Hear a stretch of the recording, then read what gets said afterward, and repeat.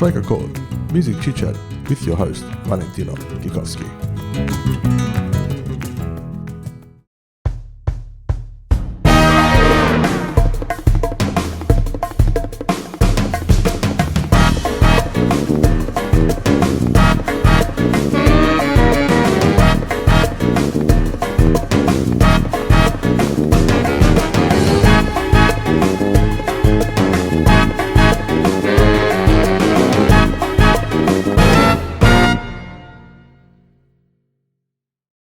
Welcome to the Strike a Chord podcast, and on this very special episode, we are at the MC Showroom, and we have the people behind this magnificent venue, Miao and Craig. Welcome to the podcast. Thank you. Thanks. Thanks for having us. It's always a pleasure having you guys. The MC Showroom, beautiful theatre, right? How did it come to be? How did the MC Showroom come to be in Melbourne? If you're talking about the name, so the M, I'm Miao, by the way. I'm the M in the MC, and C is Craig. I'm Craig. Yeah, so it's a bit of play on words. That's all right. So it's every time when we introduce it, it's kind of like a penny drop moment. Okay. Because everybody thought MC is like the master of ceremony, but it's like MC. But it works. The way we want to present it, because we call it showroom, because obviously we don't want to pretend to be something we're not. Of course. Coming in here, you can see we are quite an intimate 80 to 100 seat kind of cabaret style theater, black box. So the way that it came to be is pretty much because it's kind of like our own pipe dream. We traveled quite a bit before we built this theater. So we frequented places like, New York or London, and we love theaters ourselves. Yeah. So whenever we go to those places, apart from seeking out for Broadway busters, Broadway Blasters. or West End shows. We also love, seeing the off-Broadway shows and stuff like that. Especially if you go to London, you see a lot of really cute little venues. They could be underground. They could be used to be a chocolate factory, and you go through a restaurant. There's something else. So we saw this really charming culture, which is rarely seen in our part of the town. Even though Melbourne is called the culture capital, right? And then we're like, wow, being the culture capital and the destination, we actually don't have something like that. So we're thinking, wouldn't it be cool if we have something like that? Yeah. And then now you're part of a story where we're looking for a place to build your studio. Yeah, I was working out of a studio in Balaclava, which isn't too far from here, but that business was soon to close, and I was forced to find another place to set up. Anyone who's tried to find a recording studio or a space that's actually conducive to one knows how difficult that is. And you often find yourself being in a basement or something like that. Yes. So we went on the search, and this place came up, but it was way too big, and it had been used in the past in some way as a performance space. Okay. Bit grungy, bit Paran, bit kind of rough around the edges, but it has got that Paran feel about it. Still, even though you had, sorry, and I came here a while ago, and but I know exactly what you're talking about. Yeah.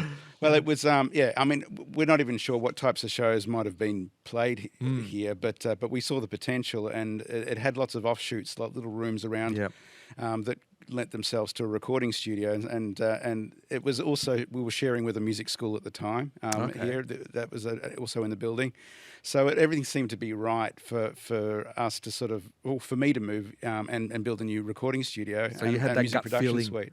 You had that gut feeling. It's supposed to be here. Well, that's just it. I mean, we saw the performance space, and then a bit of a penny dropped in our heads, and we thought, you know what, we might be able to sort of follow through on that pipe dream of ours, and deliver on that idea. So we did, and we kind of just followed our nose and built this theatre as you see it today. So. Yeah. Oh, it's a great venue, great little venue, and it's very it as well as being intimate.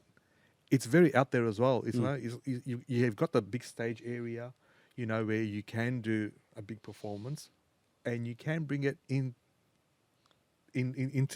the audience as well. You know, so you've got that, you know, that flexibility. Yeah, flexibility. You know, and it's great. I mean, I played here. How long has it been now? About five years ago. It was 4 pre-COVID. years. Yeah, or it was maybe- way pre-COVID. Yeah, Yeah, you guys were 'cause- doing your first year anniversary. Yeah, Right. so that's exactly, we can track it because we started on the 31st of March 2017. Yep. So that would be 31st of March 2018. 18, So when we that's did right. our first anniversary. Yeah, and we had a lot of fun. Yeah, you you know. guys did it great. Yeah. So it was so much fun. We had a lot of photos and Yeah. people absolutely enjoyed it. We set up as a cabaret setting and Yeah. had some snacks and stuff. And also, you know, like just about the story of how we come to be. To be honest, when we first came here, like, you know, it takes a lot of imagination, you know, because it was covered with graffiti and it's all concrete and, you know. Yeah, the Paran vibe, yeah? Yeah, it's very much the Yeah, brand it was vibe. and street art more yeah, than graffiti. Yeah, but, there's like a fake grass. Street and- art. Yeah, fake grass. It's like you strainy sort of Yeah. vines and just like, you know, all the weird and wonderful colors as Yeah. well. Yeah, so it's just had its own kind of charm, really. But yeah, Yeah. like, you know, it's very, very, very quirky. Mm. Yeah, so that's why what we did, we kind of neutralized it. You know, Yeah. we made it into a black box. We put up like, you know, woolen curtains and You put your trademark on it. yeah, your, black your and thing red, on it, and yeah. you know, very, very much like a kind of a theatrical vibe. Yeah. Yeah, and then just, you know, it's basically build almost like a blank canvas, Mm. I guess, and so the artists can, you know, however, like paint on it, just Yeah. improvise and do their own thing. Yeah, and Yeah. I noticed from the outside, it gives you no clue. no clue, which is a good thing. you Yeah, know? that's and right. And then you Very walk in, you think, Melbourne. oh, it's a different world. That's Am I right. still in I- the same building. We you were know? nominated last year with the Chapel Street Precinct as Yep. a hidden gem. That's right, I which is remember. which Yep. is exactly right. You know, Yep. and we actually like that factor about a lot of the places overseas as well, Yep. where you know you might just walk, like Miao said, you can walk through a restaurant and down some stairs and around a corner, and suddenly you're in a performance space. Yeah. And you know. With turntable and everything. It was like proper well fitted out theatre. So Yeah. Not on the dining table. It's No, actually no, opposite, yeah. not yeah, on the so table. like you know, as time goes by, we'll obviously sort of develop things further and eventually not be a hidden gem. We'd like to sort of think that we could sort of be a bit more of a blip on the radar, you know. But Yeah, Proof and is in the pudding I because think that we actually won the award. 'Cause, Yeah, that's right. 2019, week before the pandemic, we got awarded as the hidden gem. Nominated as hidden gem. Yep. But it was this year, wasn't it?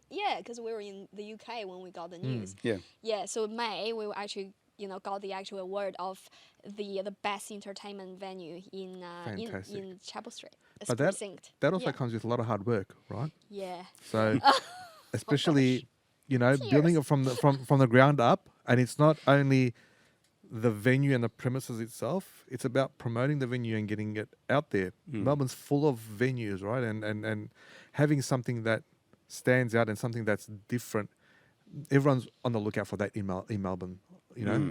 And I think you guys have nailed it, and it's a really awesome. It's an awesome venue, and now you guys have a little theatre. your little theatre. for, Yeah. for intimate shows, Very which I had a intimate, look at it. a and little it's 30 great. seater, yeah, and a small stage. It was Yeah. just one of our dreams was to sort of make a platform available to up and comers and Yep. and an opportunity for people to try out new material Yeah. and everything. And a lot of those types of projects actually begin as just like a one or two hander. But someone wants to get up on stage and try out some jokes, or they want to try out some material, and they're not interested in a bigger theatre, and they certainly don't have the budget for one. Correct. So that's where a small theatre like that comes into play, and we really found like another little niche there to sort of play on, and it's great for rehearsals and everything else. Oh, of So- course, and because you touched on you know, comedy and stuff like that, and that I think every comedian, it's like every musician as well. You can rehearse as much as you want at home, and you can write as many jokes or write as much as you want until you get out there and you try it. It's a different kettle of fish. It's different, you know, especially for comedians until they go out there and see what works and what doesn't. You know, they're not going to be able to gauge. You know, but with a thing like that, they can come in and do it and try it and see. Suck it and see. Suck and see. Yeah, exactly. Yeah.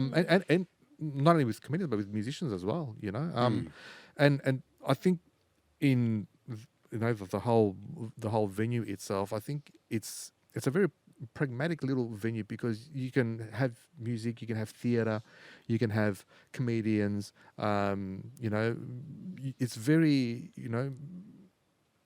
versatile and encompassing. You know, well, you used the word everything. flexible before, and I think that was one of the important things with this. I mean, even the showroom itself, like the main theatre, is adaptable, and we can go from cabaret to rake seating, or we can perform in the round, or we can open these curtains, and there's an additional stage space there, and. Yeah, you can totally see we're venue owners, right? We're talking about all these like really boring physical things, like how the curtains are set and stuff. You know, like But the thing is, we actually had the luxury of continuing to build and to work with it because it's literally our thing, our baby. Yeah. So we don't still have anything behind us, anyone behind us. So it's give us the ultimate say into how everything work, and it's a very much a tested and tried sort of improvement over the years. So 5 years on, like even during the pandemic, not 1 year there's like ever a boring moment where we haven't done anything. So because of that, I feel like because we continue to have shows. Like to start with, I would say we broke into the musical theater first, right? So very much musical theater vibe.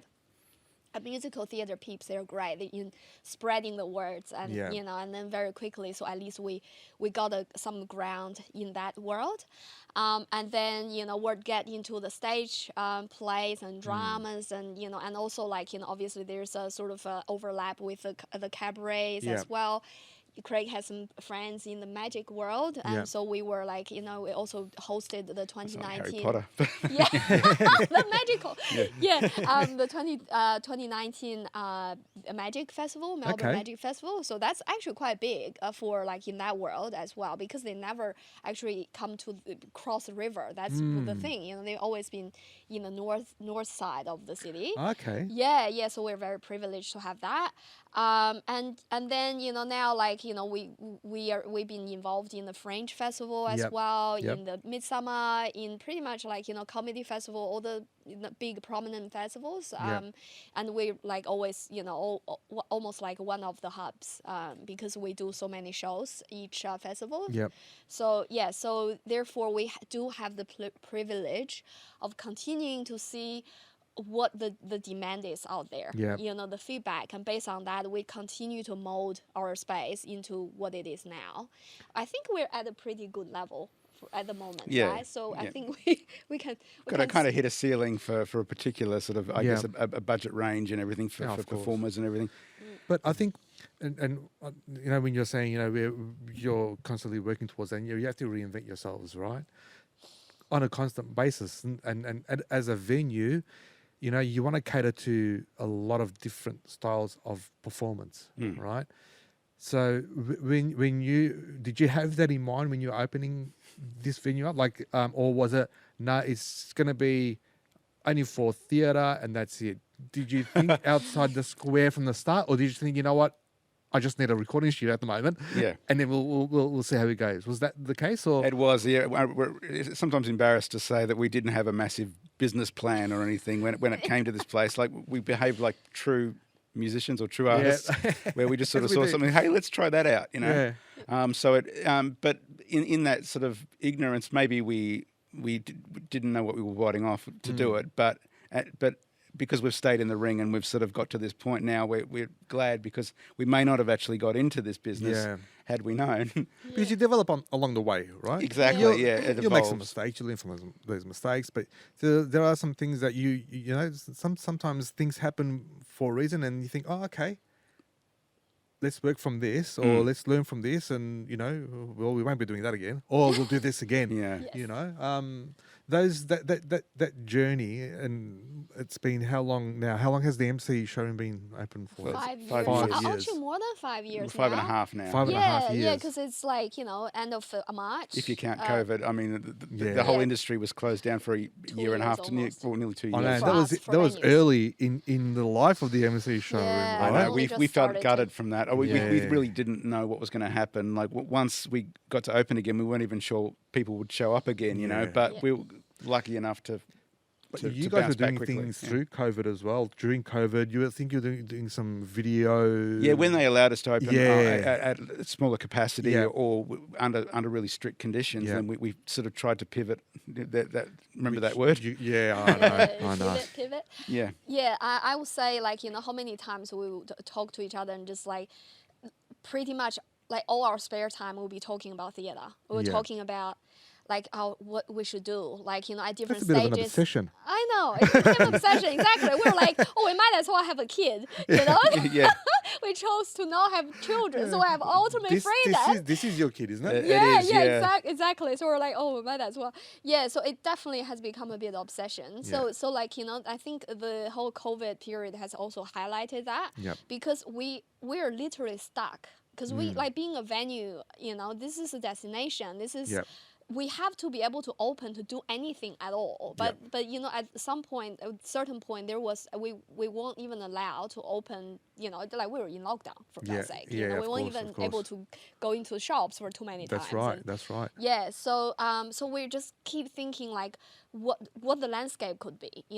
What people would actually will people come back to the theater? Yeah. So what would the digital theater become a thing? So that's why, like you just mentioned, we actually launched this new idea called real time. That's right. At the showroom. Yep. Yeah, but real is REEL instead of So That's like right. so the dream is that we still have real time here, Yes. but like it's a real time. So we actually invested in some gear, and we learned on the fly, right? Yeah, I we even became learned video this- editors As and, you do. and broadcasters. As you do, and it's always those creative people that get, well, I'm not gonna say forced, but get to trial that stuff because there's no one else to do it, and No, that's either it. that or you can't afford it, or you don't have someone with that expertise. So you're gonna try it yourself. There's Yeah. creatives. I reckon I can do this. And you do it, and you learn, and you develop. Yeah. and and- constantly finding out how naive we are, but having fun with it. But you Exactly. become like, oh, that's why it hasn't been done. Yeah. Oh, that's why people don't do this. Yeah, exactly. But you know what? You go into it and you give it a crack. Yes. If it's someone with a calculated risk mindset, they probably won't do it. Mm. But because we're creatives and we're part of that, we'll just give it a crack. Like you Yeah. said, you didn't create this on a business plan, but you just thought you had a gut feeling and just went on it. Exactly. And sometimes that hey, this that would make a works. good theatre here, Yeah.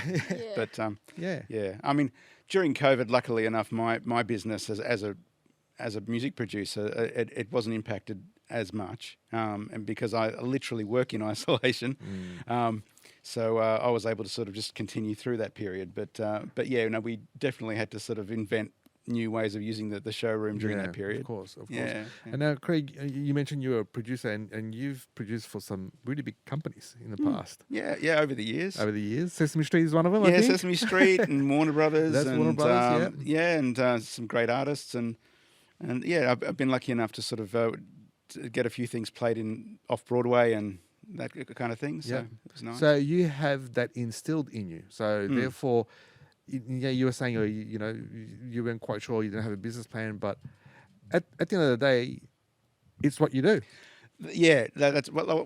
I suppose it might have been an educated guess, given that we saw that there was a gap in the market, and knowing what the complaints were amongst performers and artists that I worked with. The feedback. Yeah, the feedback. The feedback.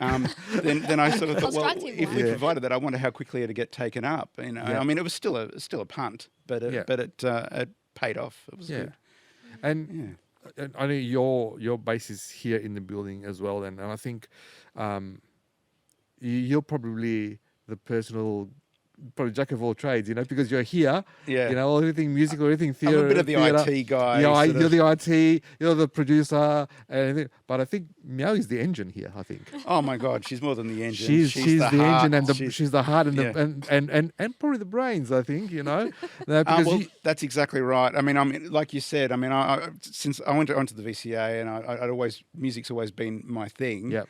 And I don't know whether things have changed at the VCA, but when I was there wasn't a real focus on music business or music promotion or any. Basically, you were taught to be good at what you do in whatever musical field. a music labourer. Yeah, but then once you're out, you're out. Then good luck to you. Try and work it out for yourself. So I don't like many of my peers. I mean, I think none of us really have really good business sense. And so it was really through word of mouth and through just networking and whatever that I was able to forge a bit of a career. But for us to sort of have a legitimate theatre business and everything like that, it needed a different kind of mind, and that's where Miao came in. Yeah. And she's brilliant when it comes to sort of marketing, publicity, and understanding how a company works, and all these things that I agree. Should be and she's great with engaging. She's great with engaging. You engage. It's not just come and do a show in the venue. No, you actually get the whole experience. It's not, and that's why I like this. And the first time when we spoke, it was like I've come here once or twice before. So it was that engaging. The artists, the patrons that come. Not everyone has that. So I think congratulations, mate. You have that. So and it's a great, when you come in and you feel you're part of the family. Yeah, and that's very important, and you don't get that everywhere. No, you Thank don't. That was something else that was said. That was Australia sort of likes to boast about how many theatres there are, but for the most part they're actually council run. Which is fine, but they tend to be a little soulless. Unless you're talking about the big ones in the city that have been around forever. But then they're too big. They're too big, and they're incredibly expensive to run. They live completely on sort of the massive touring shows and stuff that are touring the world.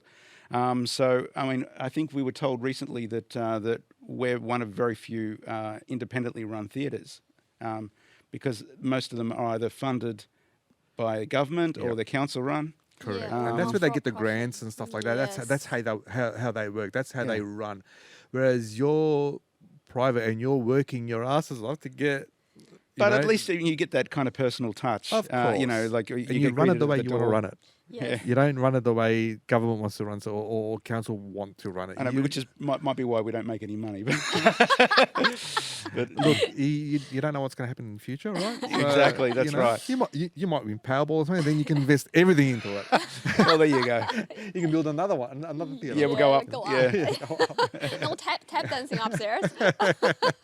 But in saying all of that, and it's a great little place and everything like that, but your day-to-day operation is pretty much 24/7, isn't it? Like you're constantly here and you're constantly thinking about how to make things better. Am I correct? Yeah, definitely. I gotta say, I keep telling everyone that there are two things I feel about being in the theater, and it's a little bit depressing. That is, I constantly feel like I got the most boring job. And in the meantime, also quite the most hardworking. I wouldn't say most hardworking. I should say obviously when you produce a show, it's heck a lot of work. I'm not discounting that. But I'm just saying the joy. The joy in the work. I probably take on a lot of very boring side of things, and the other thing is I constantly feel like I'm the outsider. Because why is that? Yeah, because the production team, you will know the dynamic you have with your your band and your other artists peers and stuff. When you work together, you develop a good synergy and you have a lot of story to share, and and you have a common goal. So you work as a team, whether it's temporary or long term, right? But being a venue, this is pretty much their finale. So they have already built up this amazing relationship, and they come to you, they put on the show, and their focus is on putting on a great show and a successful production, you know, because everybody is very invested, both emotionally and, you know, obviously financially.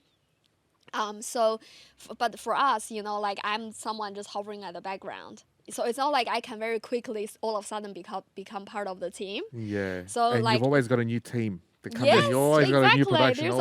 There's I get always ya. another, you know. Yeah. So it's like, you know, you see at the beginning of the week, this theater is set up for like something, like a different world. Yeah. And then the end of the show is empty again, you know. So Yeah. you see this like very quick change. If you put it into a montage, it just is crazy, you know. You see all these changes and like, That's an interesting, you know, point of view. You Yeah. know, you get you're right. You get that, you know, the show is happening, and you know you got the people, and there's the energy is there, and then all of a sudden there's the no power one of there. creativity, you know. Yeah, You see, yeah. wow, this is like, you know, like also people have different strengths. They come with different kind of productions, Yeah. and you see how different kind of creativity shine through. You know, some through the act, some through the set building, some through the lighting, and Yeah. you know, so it's really a magical experience. Of course.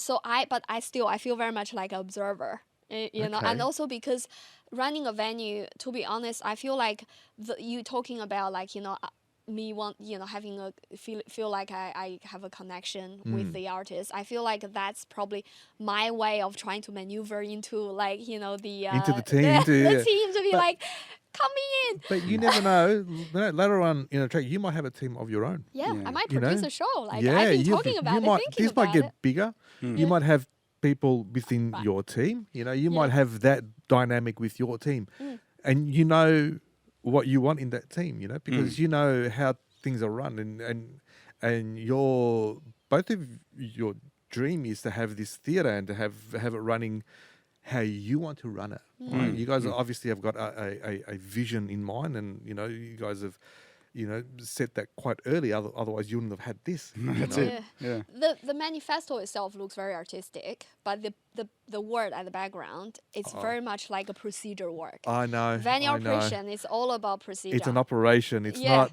It's all the glam and all the glitz happens here. Yeah. But to get all that happening, all the groundwork, and that's the most important, right? That's the processes, the fundamentals, the foundations that need to always be revisited.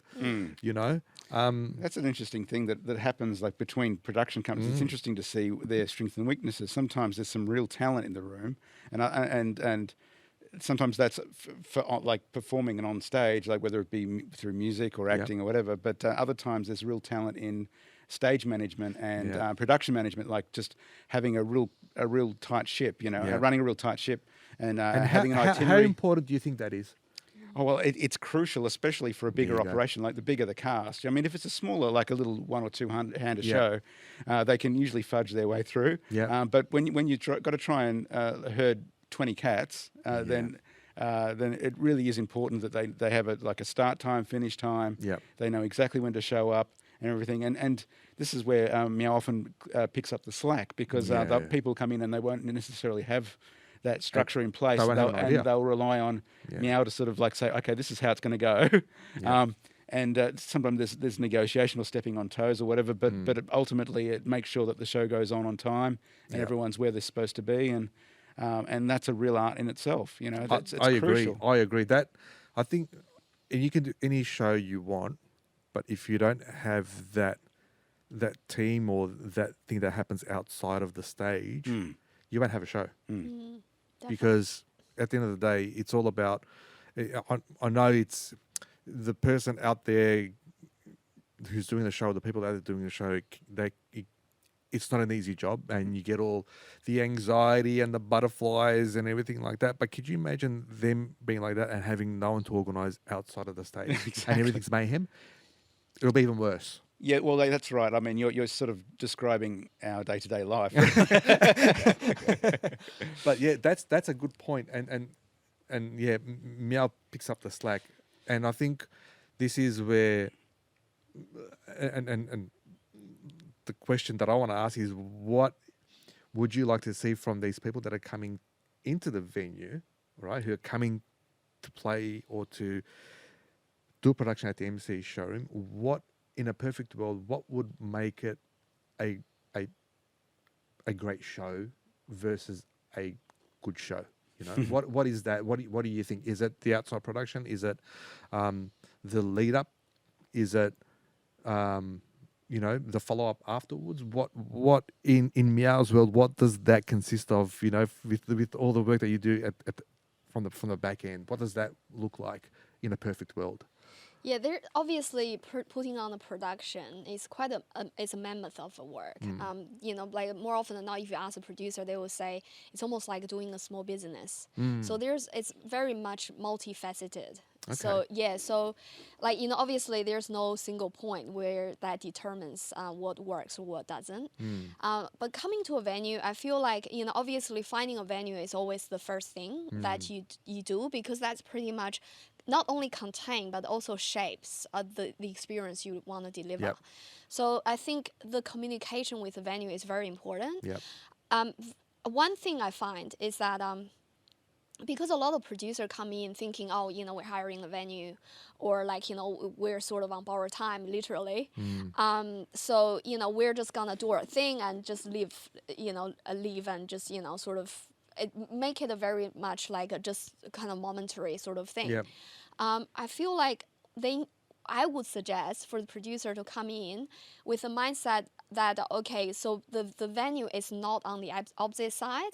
They're not here to police us. Yep. They're actually here to facilitate. I think to have that right mindset, number one, it helps build a good dynamic, and Okay. and also helps with the communication, with just clear the channel and just understand that we're here to help. Being a venue, we want you to put on a Ripper show. So don't think like every time, of course, everywhere there's rules. If you go to a restaurant, you don't, just sort of like laugh your heads off and sort of not caring about anyone else, That's right. So like, I feel like if there's a rule, there's a reason for that rule. Yeah. So don't straight away jump into the wrong conclusions like, oh, they're just gonna hinder my creativity. It's nothing to do with that, because believe or not, we're here to help, and we're here as a team to deliver a Ripper show. Yeah. So I feel like you know your venue, you chose the venue for the reason. Yeah. Obviously have the show in your mind. So it's very important to understand the limitation and the capacity of the venue and how everything works, and potentially communicate with the person who runs the venue, like for example in this instance myself, and talk about what worked, what didn't. Yeah. Because it's actually important to pick the brain of the people who's been grounded here, like literally trapped here, and know exactly what the shortcomings are, and the ins and outs. or strength are, what had worked before. Yeah. So so try to have us on your side, Yeah. and rather than push us away, just like, oh my God, like better last minute. So I will break hell like last minute.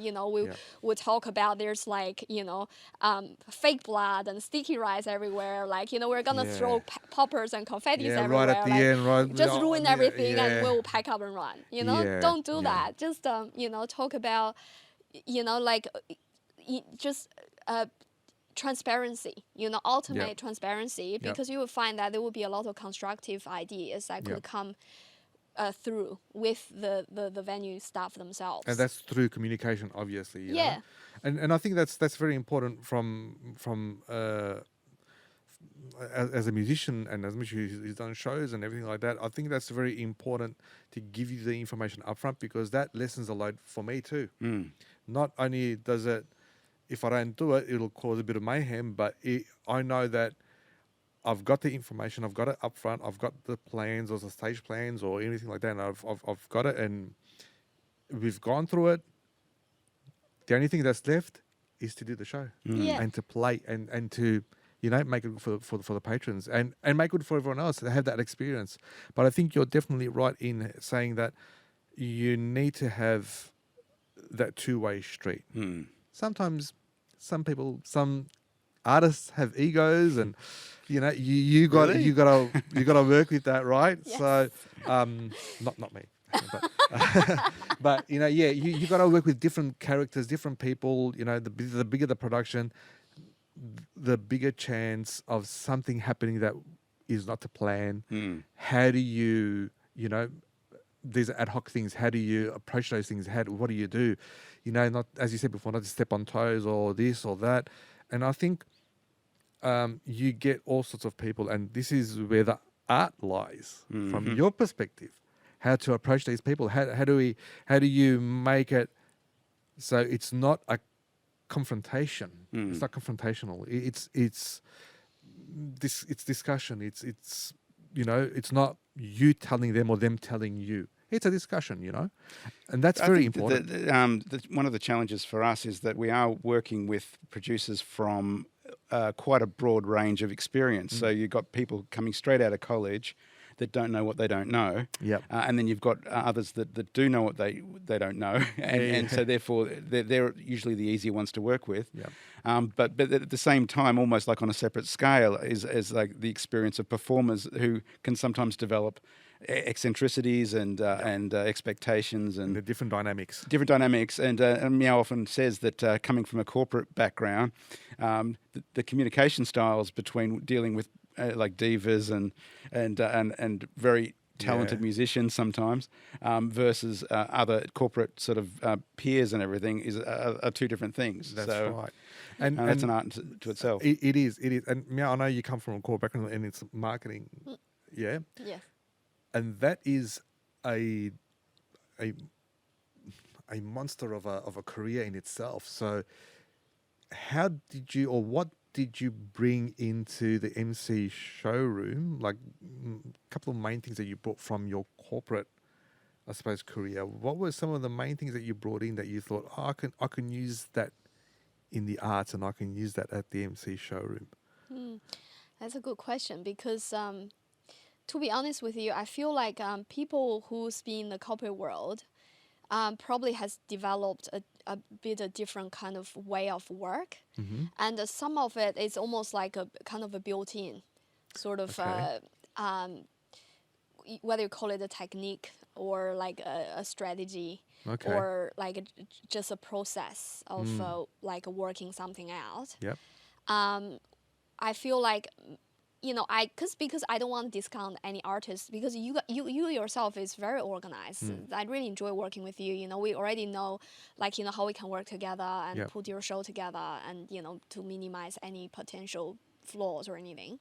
But I guess, from a business perspective, I think the number one benefit is the communication. Because with the corporate world, like the reason, to be honest, for me to leave the corporate world is I just cannot stand all the politics. That has just definitely got in the way of productivity.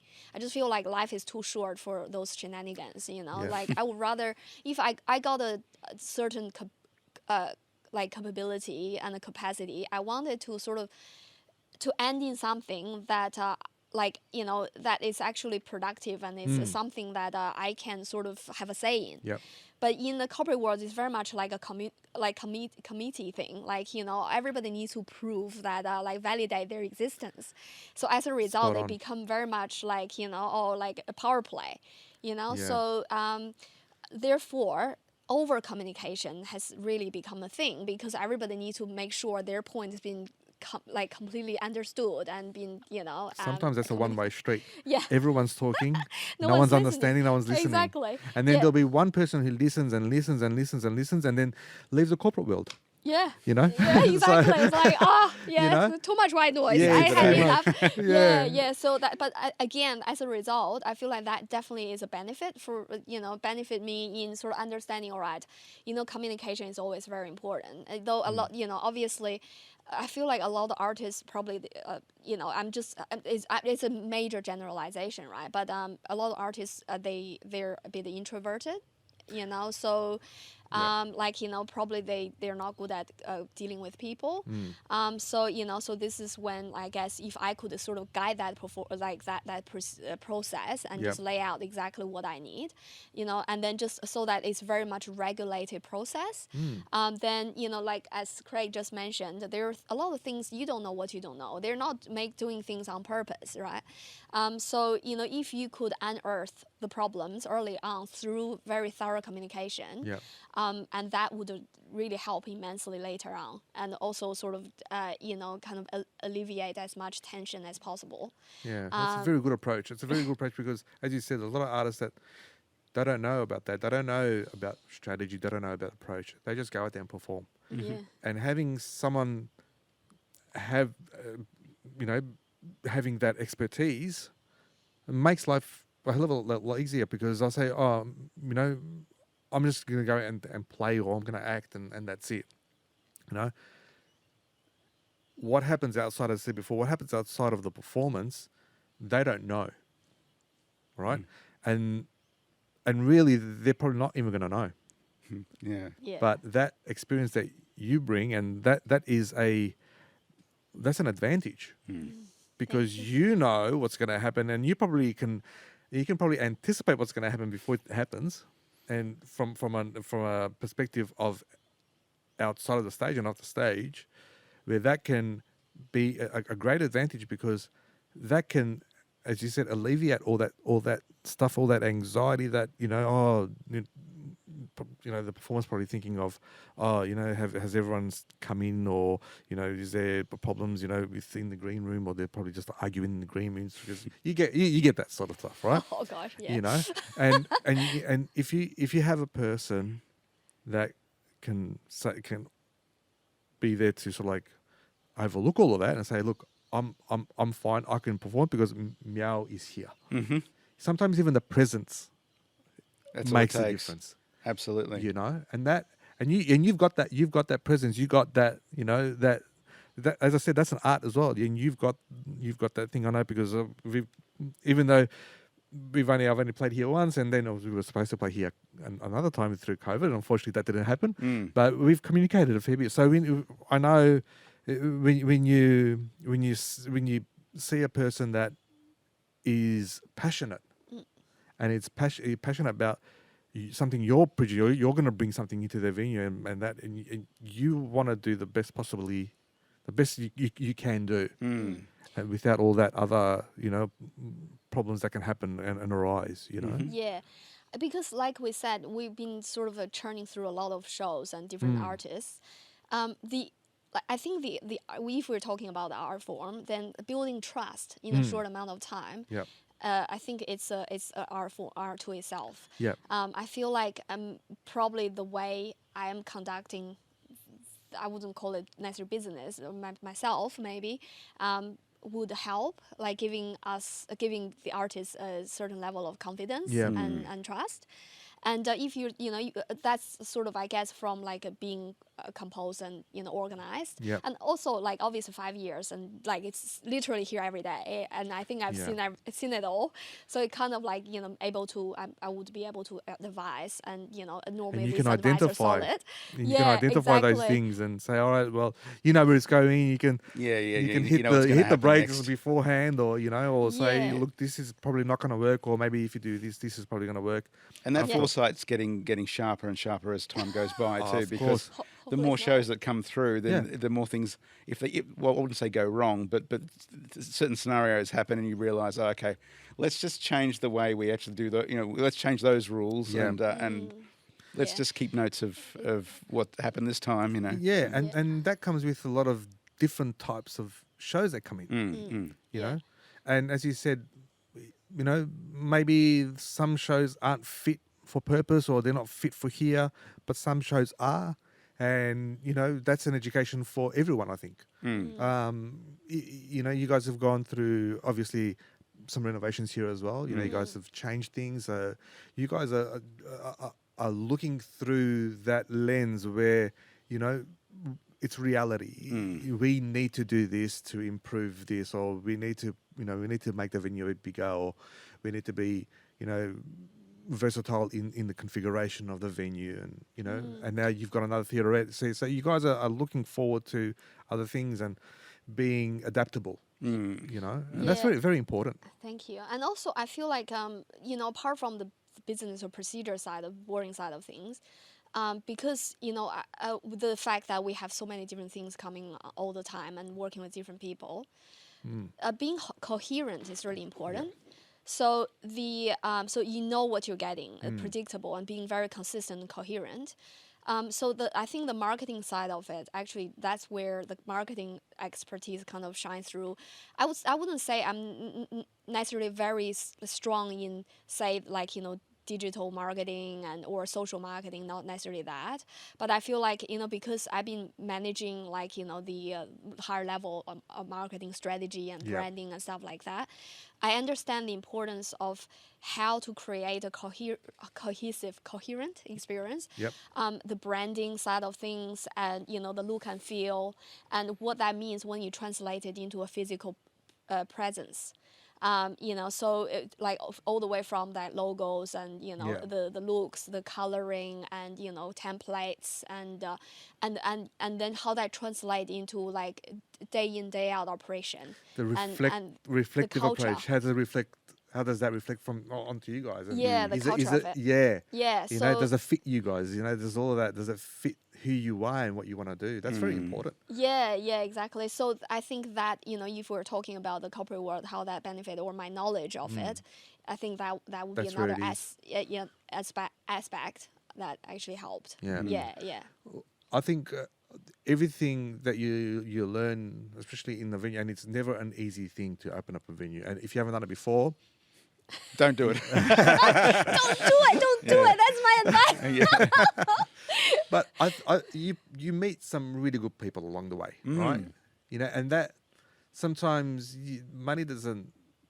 You can't pay for that sort of stuff. You meet some people that are, you have that connection, and you think it's a really good, opportunity to meet some good people, and something you think, you forget about all the hard work, but you say, I've met this person, and they've made a difference somehow, and you get to meet a lot of people, in a venue like this. So I think that also reflects on the way you are and the way you actually present the venue as well, and what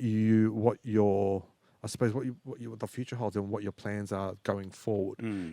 Fortunately we did have COVID and everything like that, but you guys still managed to get over it. And being a theatre venue, not a lot of them exist anymore. No, a lot of them dropped during that time. Yeah, unfortunately. So persistence, I think.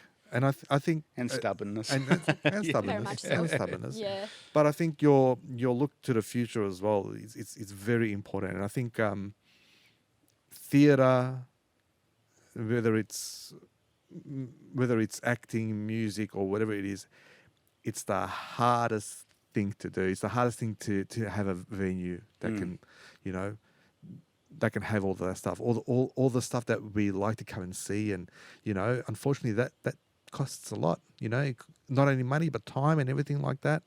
And sometimes that gets overlooked. People come in and they just see a show, they buy the tickets, and that's it. And this is why I wanted to get you guys on the podcast, so we can get a bit of an insight and see what it takes to run this beautiful venue. It's tears and grey hair. But is it worth it? Good in like physical health. Yeah, I mean, drop so many pounds. But at the end of the day, it's about the dream, right?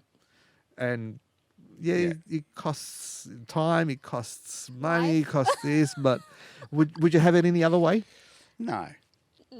Yeah. We look back and think, there's a lot of things, like I said before, there's a lot of things that we if we'd known what was involved to get us to here, would we have done it again? Well, not probably sure. Differently. Differently, yeah, exactly. But then you can't discount all of the wonderful things that have happened. There have been plenty of times where we've caught a show here ourselves, and we've sat there and had a moment of pride, just knowing, well, look what we did, look what we've built, and if it wasn't for that hard work that we put in, we wouldn't be seeing this amazing performance, So there are those moments that make it worth it for us. And then you think, that thing that we didn't plan, we made the right decision.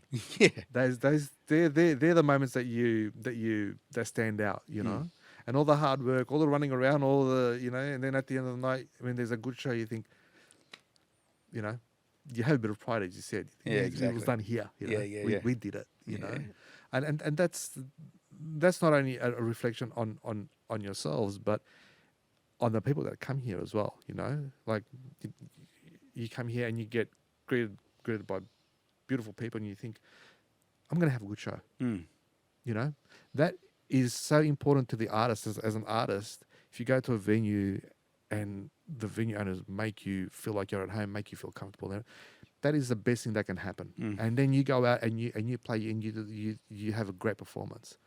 Whereas, if you come across, these are the processes, this is what happens, and that's it, you feel a bit tense and you feel, I just want to get this gig over and done with,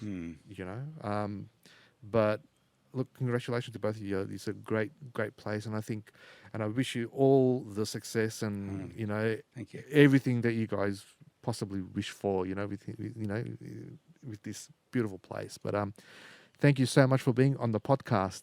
Thank you. Yeah, it was. It's a pleasure. Thanks for having us. Pleasure's been all mine. It's been a really great insight, and thanks once again. And I'm having a show here as well on the 23rd. 23rd of 23rd of December Yeah. with my group and my friends and colleagues, and we're going to come and have this amazing experience here And as my well. smile. And the hostility. Yes. No, hospitality, not Hospitality. Oh, there could be a bit of hostility. Maybe. Hospitality. Behave we yourself. hope not, but But thanks a lot, guys. It's been an absolute pleasure, and look forward to working with yourselves in the future. Yeah, us too. Yeah. Right, thank you Thanks so once much. again. Thanks Thank for you. the chat. It's been great. Pleasure. Yeah, Thanks. Thank you.